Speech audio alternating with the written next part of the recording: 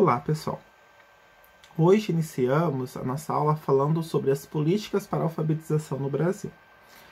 Para a gente falar sobre as políticas de alfabetização no Brasil, a gente vai ter que falar sobre a história da alfabetização no Brasil, tá? E para a gente falar, então, para a gente compreender a história da alfabetização no Brasil, é necessário também a compreensão das políticas públicas para a educação nos diferentes contextos históricos.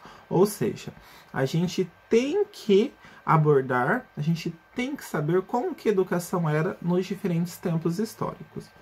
Eu já iniciei a nossa discussão fazendo a seguinte pergunta: será que a escola, o direito à educação, a universalização do acesso que a gente tanto discute atualmente, será que sempre foi desse modo? Será que a escola sempre foi para todos? Será que a educação sempre foi para todos? Já inicio respondendo essa questão. Não. A escola como a gente tem hoje, o direito à educação é recente. E nessa aula nós vamos saber o porquê é recente. Vamos lá. Como vocês sabem, o nosso Brasil foi colonizado. Eu não gosto nem de falar essa palavra colonizado, mas enfim. O nosso país foi colonizado por Portugal em 1549, certo? Como vocês já devem ter visto, nessa época, os portugueses, eles precisavam o quê? Eles precisavam civilizar os índios. Eles precisavam, o que vocês provavelmente já viram na disciplina de História e de Fundamentos Históricos da Educação, transmitir a cultura portuguesa para os índios. Ou seja, eles deveriam ensinar os índios a viver, ou deveriam ensinar o modo de vida português, né? E quem que era responsável por essa educação aqui no nosso país? Os jesuítas. Os jesuítas realizaram um trabalho educativo e missionário. Por que um trabalho educativo e missionário? Porque eles tinham como função catequizar os índios e torná-los mais dóceis. Para isso, eles utilizavam um plano de ensino, que era o Ratio Studiorum, né? Os jesuítas ficaram aqui no nosso país evangelizando, né, os índios por mais de 200 anos, tá bom? Então, a gente tem aí uma educação, como eu falei para vocês, evangelizadora, né? E o ensino das primeiras letras, ele se restringia apenas à elite, né? Já que os índios eram catequizados. E daí, com exceção de algum outro filhos dos senhores de engenho também e dos colonos. Em 1759, um cara, né, que era o Marquês de Pombal, ele tinha umas ideias assim sobre reformar Portugal economicamente. Ele expulsa os jesuítas aqui do nosso país. Ele expulsa a Companhia de Jesus aqui do nosso país e promove o que é chamado de Reforma Pombalina. O que foi essa Reforma Pombalina?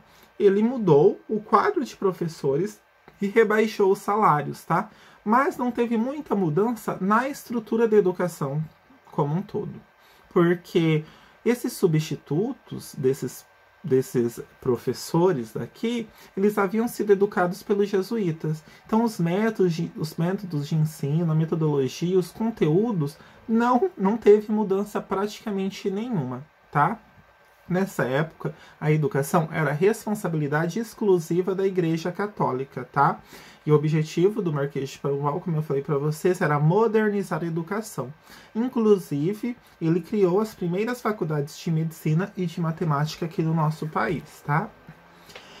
Lembra que, então, nessa época, a gente ainda está falando da época da colonização do nosso país. Em 1808, a família real vem para o Brasil, tá? E a gente tem uma grande preocupação, como eu falei para vocês, com o ensino superior, né? Mas por que a gente tinha uma preocupação com o ensino superior? Porque o objetivo aqui era formar a classe de dirigentes, tá? Do nosso país.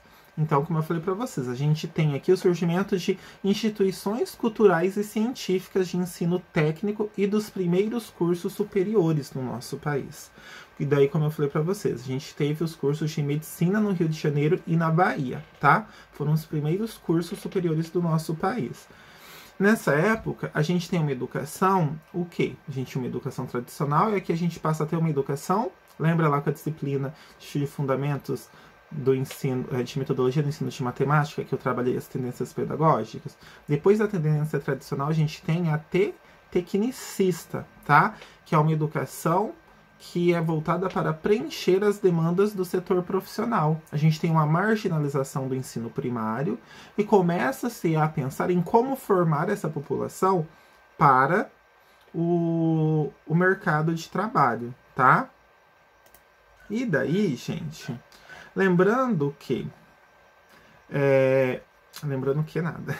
Daí a gente vem para o período imperial, que começa em 1822. Lembra que eu acabei de falar para vocês, né? A família real vem para cá, tal. E daí, em 1822, a gente tem o que no nosso país? A independência do Brasil. Bom, o país, ele passa a ser... ele tem a sua independência, ele não é mais dependente ali de Portugal, né? Bom, a gente tem que elaborar o quê? A gente tem que elaborar normas, né? Leis que normatizem o nosso país. É elaborada, então, a primeira Constituição do nosso país, tá? Através da Constituinte de 1823. E daí, em 1823, a gente tem o que na educação? A gente tem a introdução do método Lancaster. Eu comentei sobre isso com vocês também, mas vamos lembrar. O método Lancaster também é chamado de método mútuo.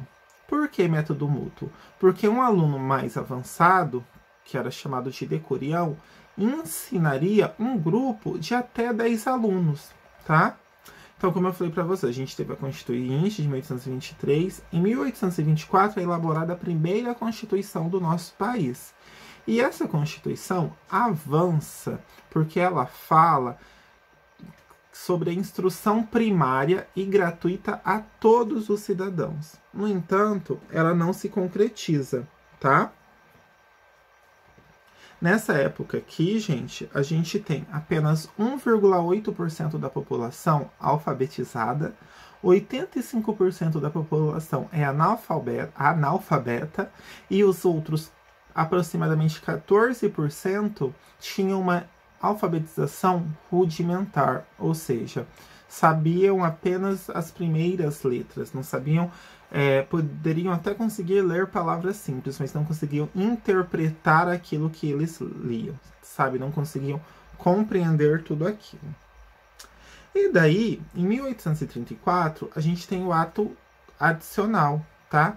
Esse ato adicional, ele delega às províncias a prerrogativa de legislar sobre educação primária, ou seja, o governo lá, né, que a gente tinha na Constituição de 1824. 10 anos depois, o governo se desresponsabiliza de ofertar educação primária. Quando eu falo educação primária, gente, porque antigamente era primeiro, segundo e terceiro grau.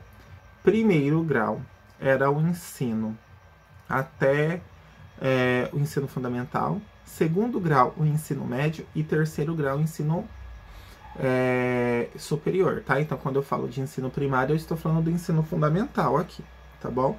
Então, o governo que tinha essa responsabilidade com o ensino fundamental, ele se desresponsabiliza e passa para as províncias. Lembra que no nosso país a gente tinha em 1834 ainda as províncias.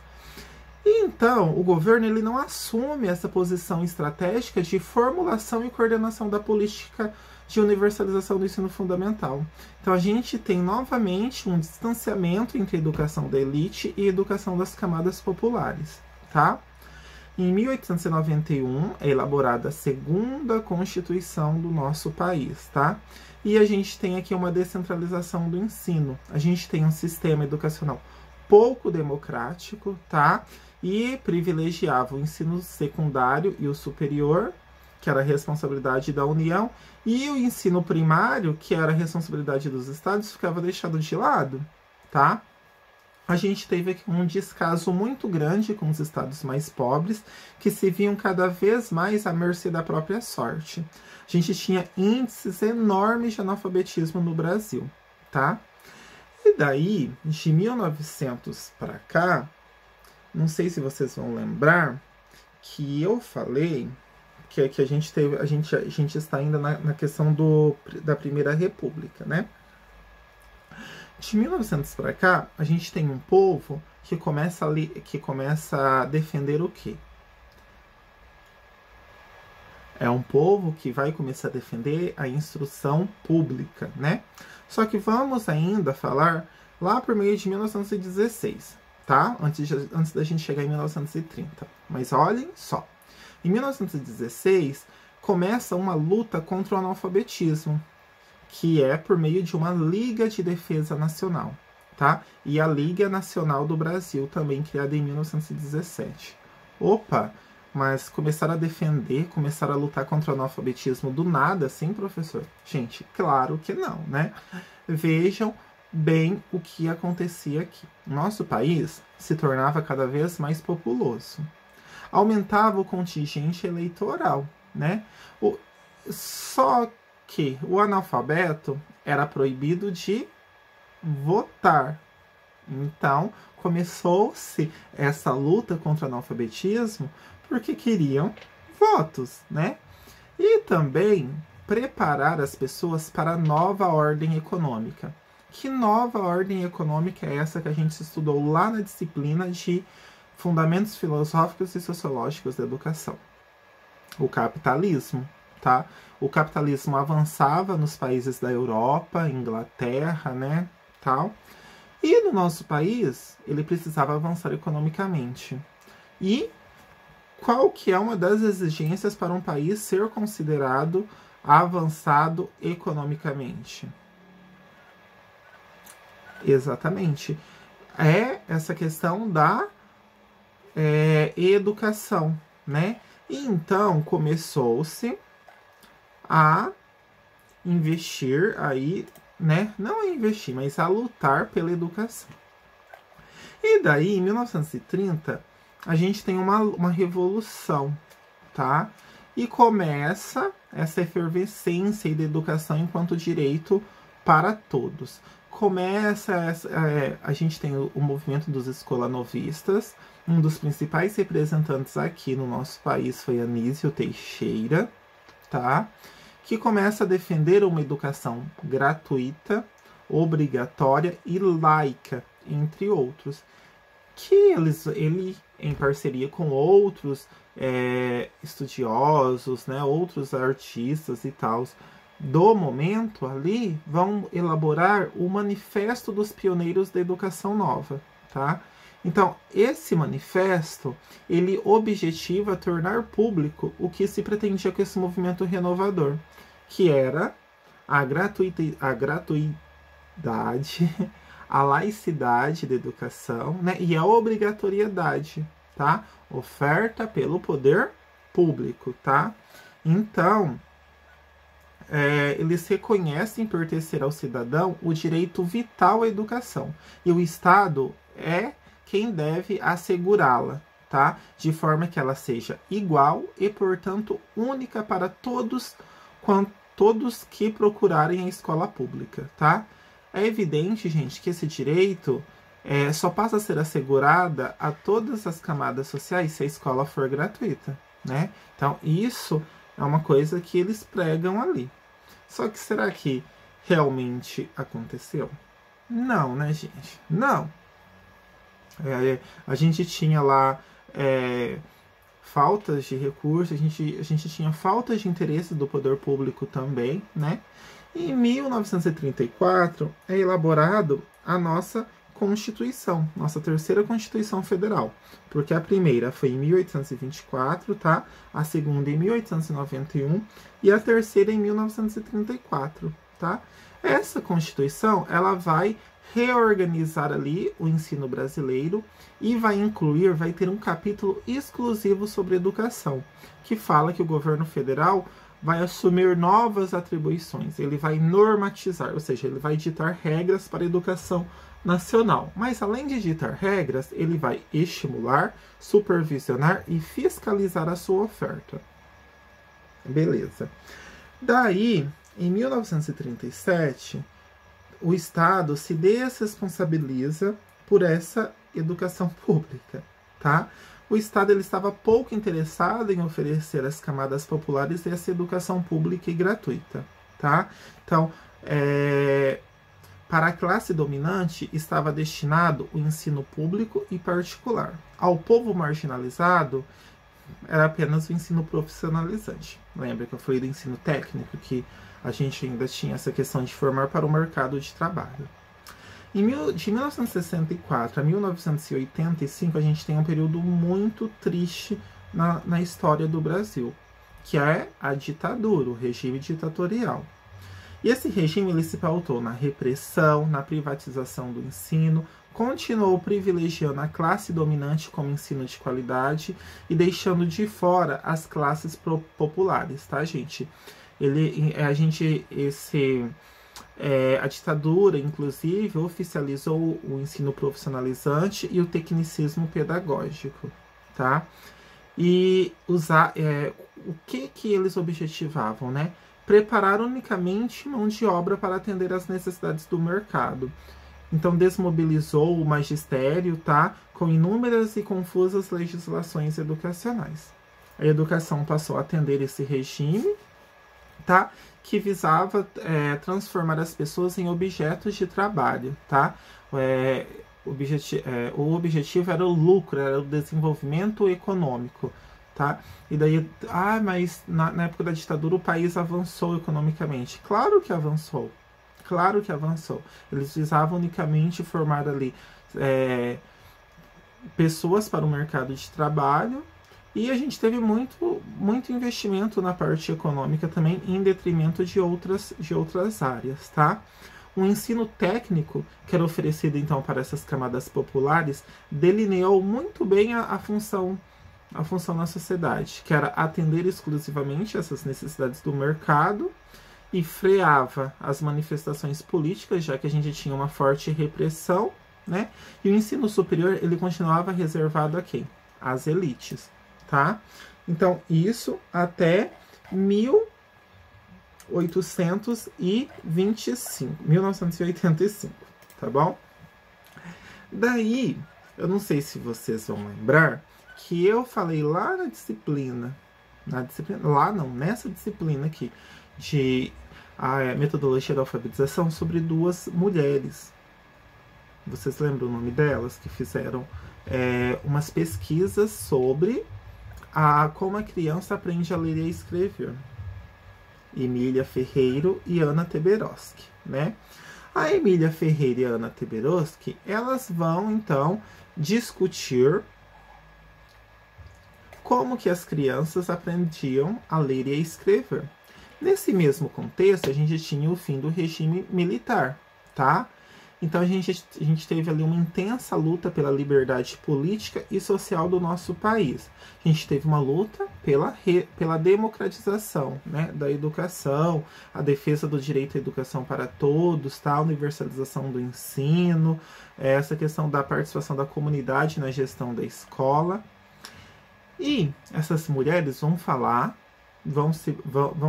então falar sobre a questão do letramento e da alfabetização. Porque aqui a gente não tinha uma distinção entre letramento e alfabetização, né? E aqui elas vão pesquisar, tal, e vai defender e vai diferenciar o que é letramento e o que é alfabetização. Elas vão falar que não basta apenas eu ensinar as letras, não basta eu ensinar as crianças, os alunos a ler. Eu tenho que ensiná-los a utilizar essas práticas de leitura e escrita em diferentes contextos, né? Enfim, a gente percebe que até 1980 as políticas públicas para a educação no Brasil foram criadas e desenvolvidas sempre com muitas lutas.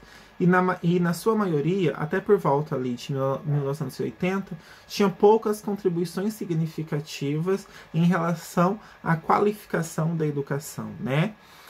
A gente vê que aqui a gente tinha uma dualidade do ensino, ou seja, gente, uma educação que era dupla, né? Que tinha duas faces. Uma escola organizada e pensada para os filhos da elite e a outra escola para os filhos da classe trabalhadora, né? E daí, a urbanização, a industrialização, a demanda social, né, por acesso à escolaridade e o ensino foi crescendo à medida que essa sociedade se desenvolvia, né?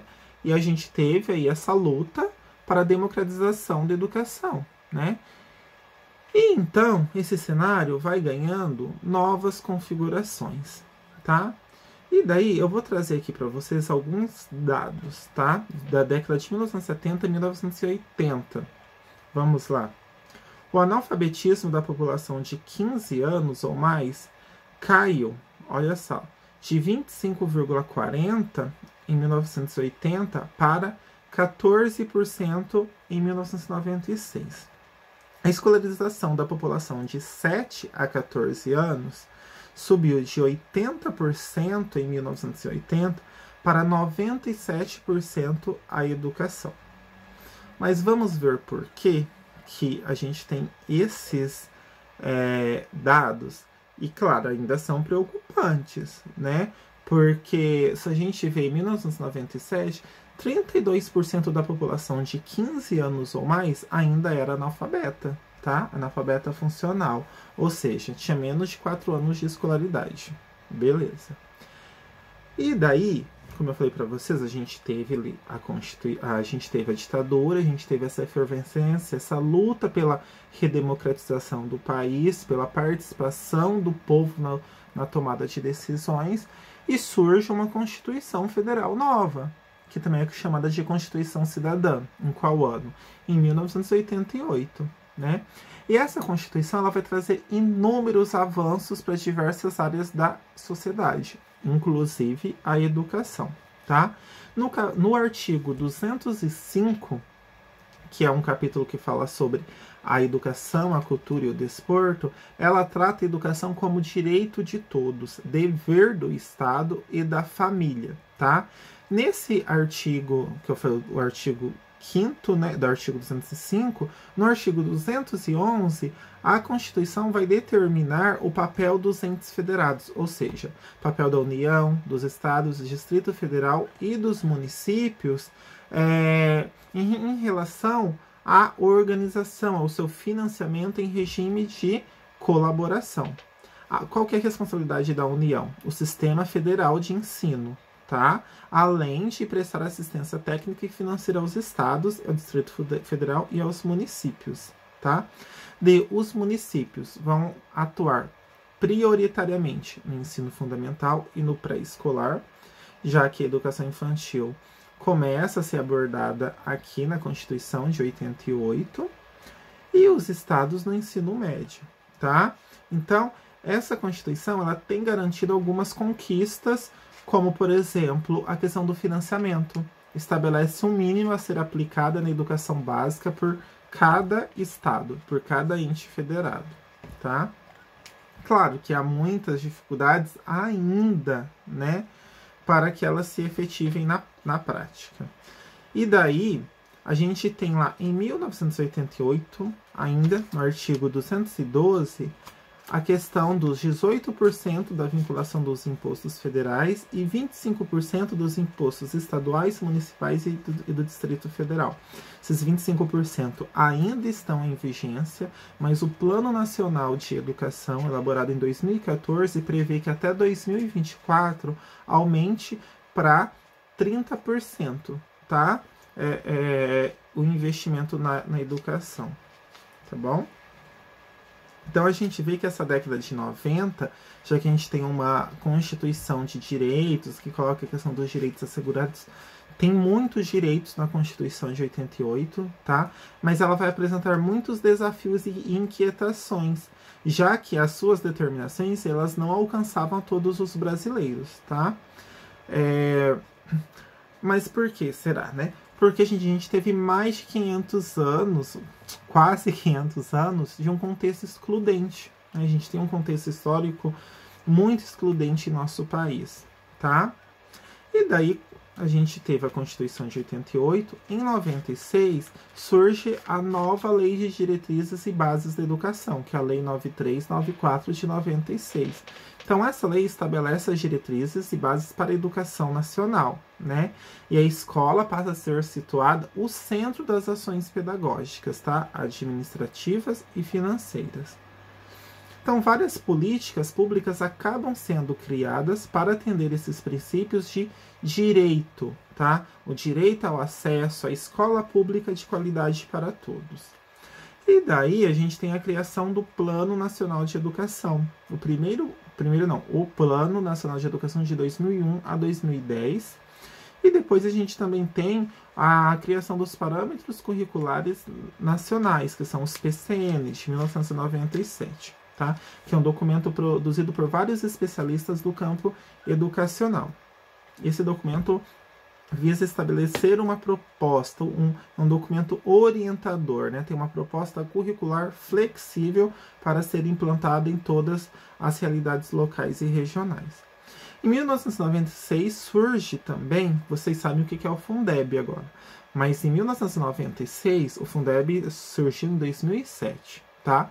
Mas em 1996 surge o Fundef, que é um Fundo de Manutenção e Desenvolvimento, do ensino fundamental e de valorização do magistério. Ou seja, esse fundo que surge diante da necessidade de mobilizar, ter recursos federais, estaduais e municipais para a educação pública, né? Ele não abrange a educação infantil. Por quê? Porque educação infantil não era considerada uma etapa da educação básica nessa época. Somente em 2007 surge o Fundeb, que então passa para outro nome, né? Fundo de Manutenção e Desenvolvimento da Educação Básica e de Valorização dos Profissionais da Educação, tá? Então, a criação do Fundeb, né, 10 anos depois do Fundef, representa um avanço enorme na questão de repartição dos recursos vinculados, tá? Porque daí vai colocar o quê? Vai ter como parâmetro o quê? Essa distribuição dos recursos. O número de alunos, tá? O número de alunos vai ser um parâmetro para a distribuição dos recursos. Mais para frente a gente tem também, em 2004, a criação do plano plurianual, que é um plano que toda a gestão do município aí tem que fazer, né? Que vai falar sobre as ações planejadas para todas as áreas do município, tá? Em um período de 4 anos. Beleza. E daí no plano plurianual vai falar sobre a questão do acesso, como promover o acesso de educação, né? O acesso a todos à educação, tá? Em todas as etapas. E a gente tem lá a criação também de um programa chamado Qualidade na Escola. Em 2007, a gente tem também a criação, né, do Plano de Desenvolvimento da Educação, que esse plano reúne dezenas de programas ali que abarcam a educação básica e que visam, claro, o desenvolvimento da educação pública de qualidade com acesso e permanência para todos. E daí, a gente tem também em 2007 a criação de um índice que a gente utiliza ele até hoje, que é o IDEB. O que é o IDEB? É um Índice de Desenvolvimento da Educação Básica, ou seja, é um indicador de qualidade da educação, tá? Depois a gente tem lá, em 2006, uma lei que vai alterar a duração do ensino fundamental. Eram séries, né? 8 anos de séries, né? Passa a se chamar anos e a gente tem 9 anos lá no ensino fundamental. Logo, assegura o ingresso de crianças de 6 anos no ensino obrigatório. Beleza. Daí, Já falei para vocês sobre a questão do letramento, da alfabetização, que a gente já discutiu nas outras aulas, então eu não vou retomar aqui, né? Mas daí a gente tem, como eu falei para vocês, uma mudança na concepção sobre a língua e a linguagem, né? E é claro que essa mudança vai causar melhorias evidentes nas práticas de educação, tá? Soares, que é a Magda Soares, ela vai falar que é necessário reinventar essa alfabetização, no sentido de desenvolver em salas de alfabetização o duplo objetivo, que era de alfabetizar e letrar, ou, como ela fala, alfabetizar letrando, né? O que é isso, né? É garantir a especificidade da alfabetização ao mesmo tempo em que se deve inserir os alunos nas diferentes práticas de leitura e escrita.